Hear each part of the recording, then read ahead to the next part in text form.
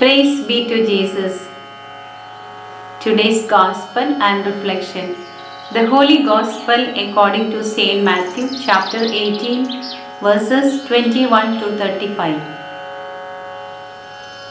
Peter asked him, Lord, how many times must I forgive the offenses of my brother? 7 times? Jesus answered, No, not 7 times, but 70 times 7. As far as the east is from the west, so far does He remove our sins from us, says Psalm 113 verse 12. We are the children of the Heavenly Father, who is so kind and compassionate. Jesus came to this world to manifest this steadfast and forgiving love of the Father. When Peter asked Jesus, how many times should he forgive? Jesus answered Peter, not 7, but 70 times 7. A limitless mercy and forgiveness are to be shown. Jesus showed the face of the Heavenly Father. He explains the parable of the unforgiving servant and teaches the disciples to forgive as many times as forgiveness is demanded. A servant who owes his master a large amount of money is forgiven when he pleaded with the master. But the same servant fails to show the mercy to his fellow servant who indebted him a meager amount of money. Jesus' love is the same as that of the Father's love, which is unconditional and everlasting. Though we have sinned, God the Father sent His only Son to save us.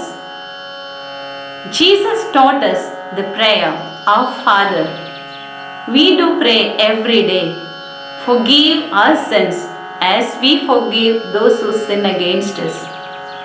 It reminds us that we need to forgive the other if our sins are to be forgiven by the Father.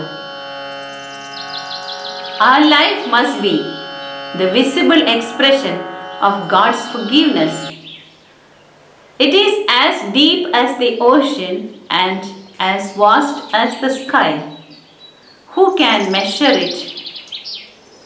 We need to extend the same forgiveness to others as we experience it in our lives.